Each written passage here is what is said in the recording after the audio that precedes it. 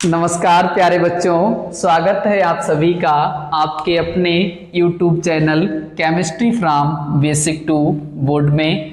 तो आइए आज हम लोग क्लास 10th का पहला चैप्टर स्टार्ट करते हैं जिसका नाम है केमिकल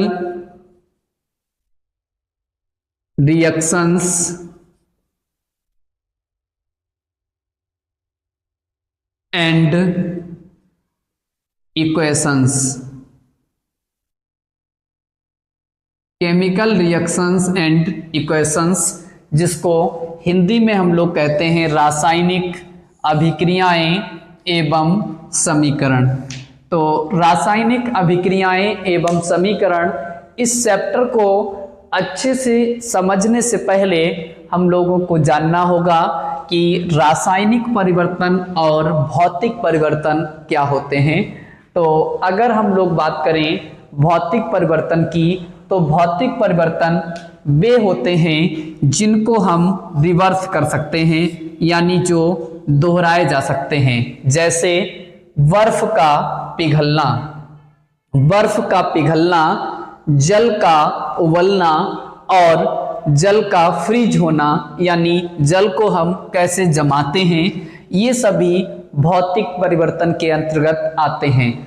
और जल एक ऐसा उदाहरण है जिसमें ये तीनों अवस्थाएं पाई जाती हैं। अगर हम जल को फ्रीज कर दें तो बर्फ बन जाता है, और बर्फ को अगर हम मेल्ट कर दें यानी पिघला दें तो फिर से वह द्रव अवस्था में आ जाता है। और अगर हम जल को गर्म कर दें तो वो वाष्प के रूप में आ जाता है। यानी जल एक ऐसा एग्जाम्पल है जिसको हम H2O से लिखते हैं। ये एक ऐसा एग्जाम्पल है जिसे हम द्रव अवस्था में भी रख सकते हैं, यानी जिसको कहते हैं लिक्विड, सॉलिड यानी बर्फ की फॉर्म में सॉलिड, और गैस की फॉर्म में भी ये रह सकता है, यानी जब इसको हम बॉयल करते हैं तो ये गैस बनकर उड़ने लगता है। यानी जो तीन अवस्थाएं होती हैं, जिसको हम लोग कहें कि द्रव, ठोस और गैस, या कहें ठोस द्रव गैस, ये तीनों अवस्थाओं का अगर बेस्ट एग्जाम्पल है तो वो क्या है? जल, जिसको कहते हैं वाटर। ठीक है, अब इसमें भौतिक परिवर्तन को आपने समझा कि जल का उबलना यानी बाष्पीकरण होना भौतिक परिवर्तन का उदाहरण है, और दूसरा बर्फ का पिघलना, ये भी एक भौतिक परिवर्तन है। और जल के तीन परिवर्तन आपने जाने, वो तीनों रूपों में रहता है, लिक्विड और सॉलिड और गैस। अब हम लोग बात करते हैं रासायनिक परिवर्तन की। अब इसमें क्या है, जो भौतिक परिवर्तन थे उनको हम रिवर्स कैसे कर पा रहे थे कि जल था, जल को हमने क्या किया? बॉयल कर दिया, तो क्या बना? गैस। गैस को अगर हम कंडेंस कर दें यानी ठंडा कर दें तो वो द्रव अवस्था में आ जाएगी, और उस द्रव अवस्था को अगर हम फ्रीज कर दें तो वो ठोस अवस्था में आ जाएगी। यानी कि जल के अंदर तीनों ये एग्जाम्पल उपस्थित हैं। ठीक है, तीनों अवस्थाओं में रह सकता है। यही एक ऐसा यौगिक है जो ठोस, द्रव और गैस तीनों अवस्थाओं में पाया जाता है। अब हम लोग अगर रासायनिक परिवर्तन की बात करें तो रासायनिक परिवर्तन में क्या होता है? रिएक्टेंट से, यानी अभिकारक, रिएक्टेंट को कहते हैं अभिकारक, और प्रोडक्ट बनता है। प्रोडक्ट को कहते हैं हम लोग उत्पाद। ये रिएक्टेंट, इसका नाम है अभिकारक।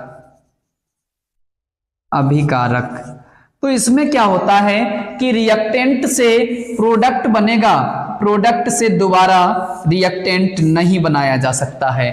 लेकिन भौतिक परिवर्तन में क्या हो रहा था? रिएक्टेंट से प्रोडक्ट और प्रोडक्ट से रिएक्टेंट, इसीलिए यहाँ पर रिवर्स का साइन लगाया गया। और इसमें रिवर्स का साइन नहीं है, इसमें केवल एक एरो लगा दिया गया, यानी रिएक्टेंट से प्रोडक्ट तो बन जाएगा लेकिन प्रोडक्ट से दोबारा रिएक्टेंट नहीं बना सकते हैं। तो रासायनिक परिवर्तन के अगर एग्जाम्पल्स की बात करें तो फलों का पकना, लोहे पर जंग का लगना, भोजन का पकना, भोजन का डाइजेशन होना यानी भोजन का पाचन होना भी एक रासायनिक परिवर्तन है। कागज का जलना, कागज जला उससे राख बनी, दोबारा राख से आप कागज नहीं बना सकते हैं। उसके बाद अगर हम लोग बात करें तो नेक्स्ट एग्जांपल है कि जो रेस्पिरेशन यानी श्वसन की क्रिया है उसको भी हम लोग रासायनिक परिवर्तन के नाम से जानते हैं। और नेक्स्ट अगर बात करें तो भोजन का पकना भी एक रासायनिक परिवर्तन है। दूध से दही का बनना ये भी रासायनिक परिवर्तन है।